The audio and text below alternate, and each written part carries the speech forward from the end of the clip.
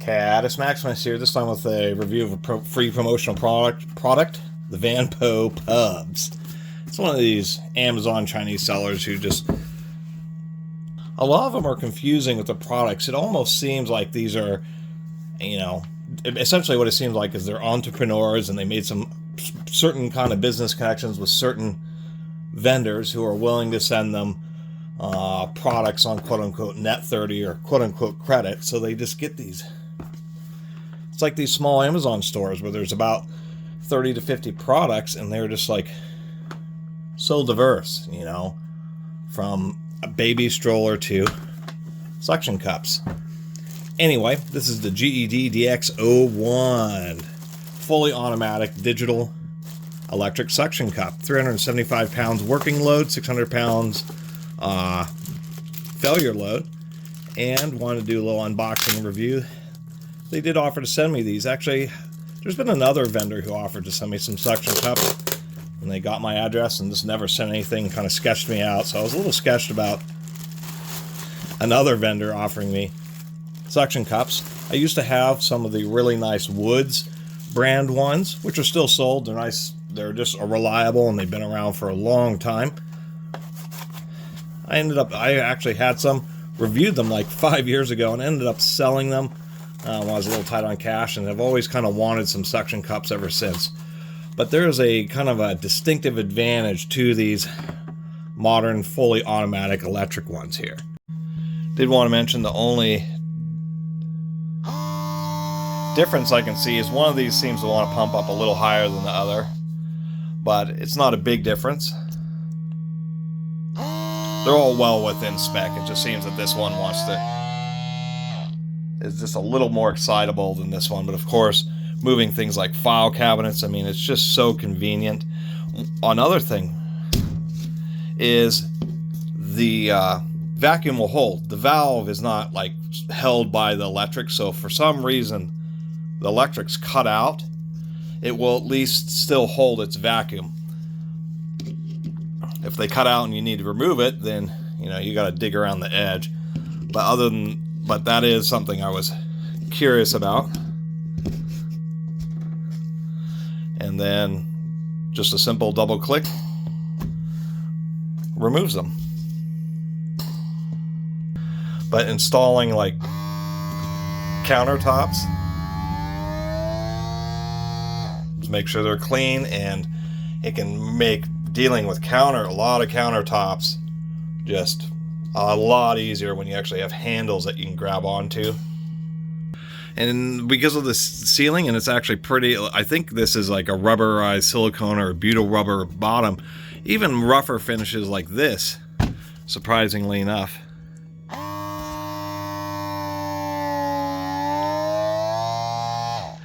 And trying to use these on a slightly rough surface like this with the manual pump ones is just overcoming that initial vacuum to where it sucks itself down just a little bit tighter to where it really gets a good seal. It's really difficult. It really gives your thumb a workout. Just pressing a button and having it be able to suck down is really, really nice, and makes moving a variety of items and furniture just so much more convenient. Even on funky stuff like this door, which has a faux wood finish and actually does have some deviations in it, so it would be almost impossible for this to really get a good suction. If we press on it a little bit, we can get some.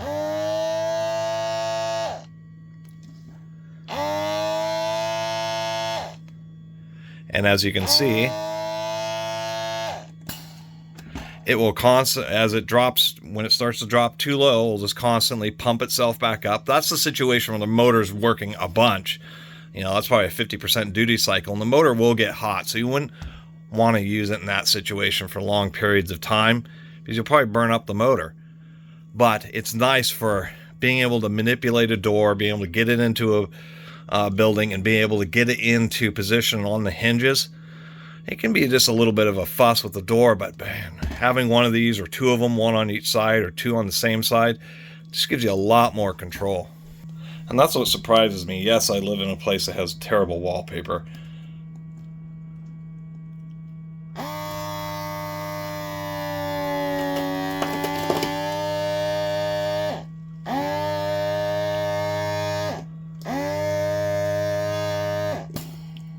So we'll work on wallpaper. It's fighting to keep the suction down. Oh no, I should not have done that. It peeled up some of the wallpaper.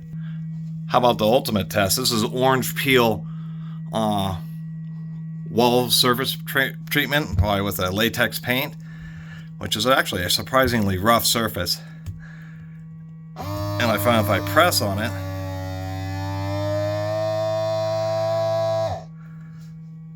I mean, it'll losing suction pretty quickly, but it just maintains, and so you can use this to move drywall and a lot of things you wouldn't expect to, just because it's able to pump itself up so aggressively. I found even on cardboard boxes, this has a shiny finish.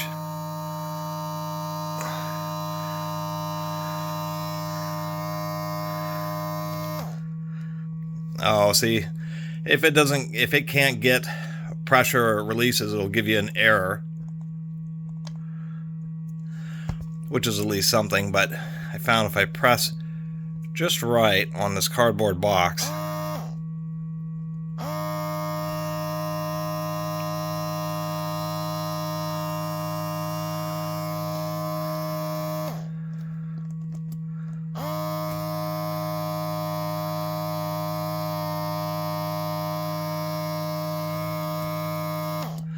well, I can't get it to stick, but I was able to get it to stick relatively reliably if there isn't too many wrinkles on the cardboard.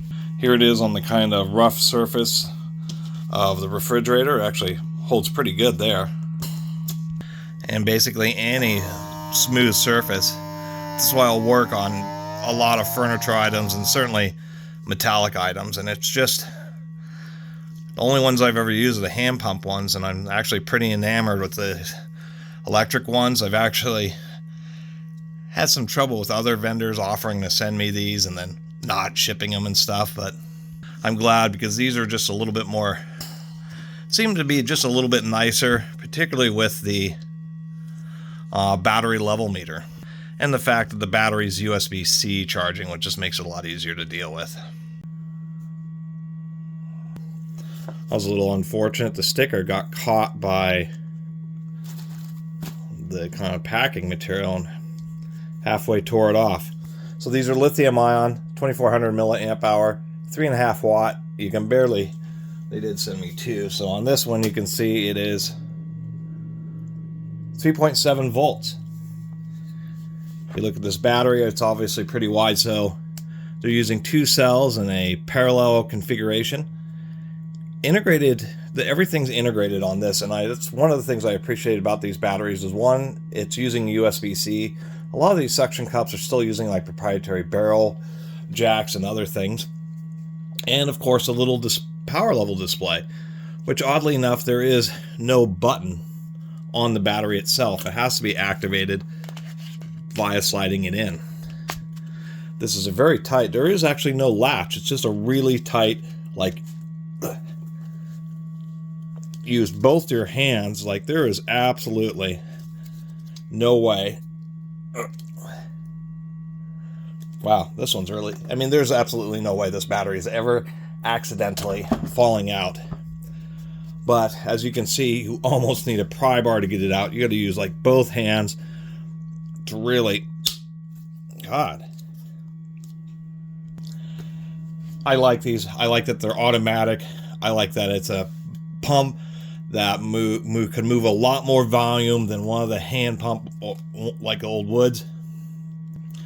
But one big criticism is this case was not, these are like a newer version of these, and this case is for like an older one, and we can see a lot of evidence of that. One, that is just too much play for something that should be a stand, you know, for a standard 8-inch. The other thing we can see here is we do have a little tab in case it, when you release it, it has electric release valve. In case it really doesn't want to come off, you do have a pull tab here, but you don't want to have a lot of tension on this in storage, because what it can end up doing is kind of distorting a section of the suction cup. I mean, I'll give them credit to where really nice, very accurate molding. I mean, I've looked at it closely, I don't see any boogers. Nice kind of multi-layer design here. It's like a 3-layer design, interestingly enough. nonetheless, you don't have a lot of tension on that, and so it sits sideways and it's just ill-fated, and it always has kind of bunching that up. And you have to remove the battery to put it away, which makes the cases just about useless. I mean, why would I have to remove the battery to put away a suction cup in a big old case? So that's the biggest disappointment about it. Because I'm gonna have to build like a little wooden box or find some other kind of plastic toolbox to use with it. I will give them credit. They do include, well, I won't give them credit for including like a 6-inch, like the world's shortest USB charging cable. But they do give you a couple little extra filters. Those are just to make sure no little particles and debris end up getting into and clogging up or getting into the valves inside there. So it's in all suction cups have these, and it's nice that they actually included some extras. Anyway, they should have just had a normal clip or release battery if you're gonna make it so you have to remove the thing every time you want to put it away, especially when it's a friction fit system like this, because of course the more times you pull the battery in and out, it gets a little bit looser each time. It was nearly impossible to begin with. It's actually nearly impossible. Jesus. It's almost impossible now. They definitely need to work on this battery situation here. They should have had a normal clip. I mean, it's just because of the case. As far as how long they last, they're saying 8 hours of work time, working hours. So I don't know if that's 8 hours of the pump running. It's not designed to run continuously, and there's certain situations. I mean, these electric ones are great for so many situations where a manual pump one just isn't safe or really can't physically be used at all, such as moving doors, cabinets, even sheetrock and stuff. With the ones with the power pump can pull a vacuum, because they move a lot more air than the manual ones, and since it's automatic, which means it detects when the pressure drops and then automatically re-ups itself if there is a leak, like you're not actually moving glass or smooth steel or something like that, that you can actually use it to move things like doors and sheetrock, because it'll automatically just keep itself pumped up, and it actually can move enough air to initially suck itself down in the first place, even like heavy cardboard boxes. And that's a huge advantage, but once again, they gotta deal with this. Anyway, I mean, there's various criticisms. The manual does not explain how to replace the filters, but it is actually, other than that, it is pretty clear. This displays power level. It tells you low means battery low, air means there's some kind of, if it pumps for more than 8 seconds and can't draw, then it'll display an error. This thing will heat up if you are moving like sheetrock or something like that, where it's constantly running the motor, so it wouldn't be recommended to do that all day, because the thing will get pretty hot. But nonetheless, moving the sheets here and there and that type of stuff is a real big advantage. There are high quality versions of electric ones. There's like a brand called Grabo, but you're going to be paying $250, $300 for their digital display electric pumps. And even the woods, the old metal handle brass pump woods, are like $150. So this thing is pretty interesting. I mean, this displays pressure. It will go up to, and it even tells you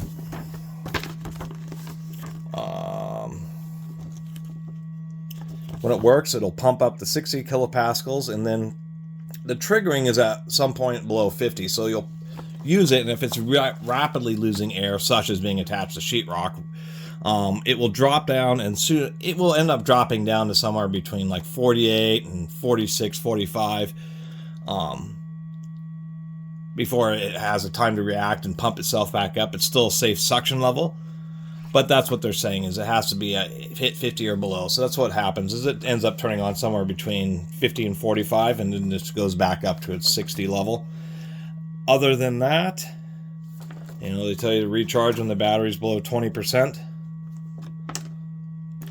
And deciphering this here, what it says is after 8 seconds of pumping, it has to reach at least 40 kilopascals.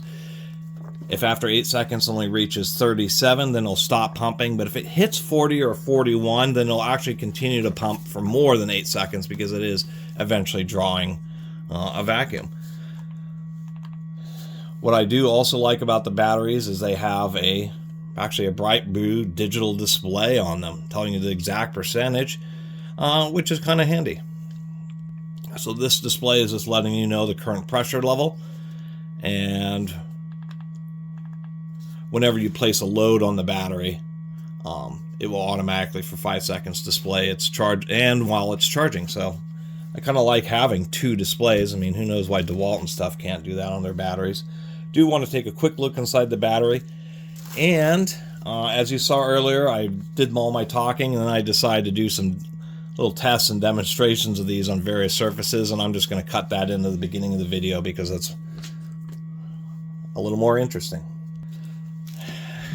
To tell you the truth, rather than messing with the seals, I'll probably do a teardown of these, or at least a handle portion to look at the pump. I mean, it has an electronic pressure valve, probably just a brush motor. I mean, these things don't run for long periods of time. The motor will last forever.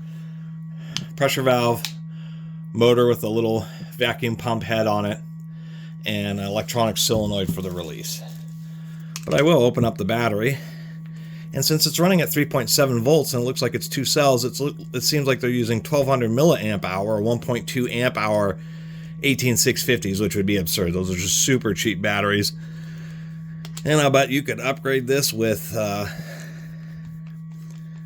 heck, you can go way up to like 3 amp hour, 3000 milliamp hour 18650s, and you could easily double or increase the longevity by 2.5 times, which I do like about that. They are Hongli batteries. At least it's pretty easy to open up. Managed to pop that out over these. Actually, these are some pretty cheap batteries. They just have a manufacturer, but I don't see anywhere else, even inside there. So these are some very low capacity batteries. There's the little display. These batteries obviously have basically zero water resistance. That's just a bare display going right into the window. So want to be a little careful about that. You know, they keep some drops out with the convolution there, but maybe a drop some clear silicone over the display might help, although that make it difficult to take apart. Anyway, just two cells in parallel, so obviously these could be upgraded dramatically. It's actually not balance charging these cells. These cells are just wired in parallel, so it's just charging both of them at 3.7 volts. So I was kind of hoping it would individually balance charge these cells, but I guess not in this situation. Although there is a big controller chip, so I'm suspecting that they'll have at least some degrees of protection on this for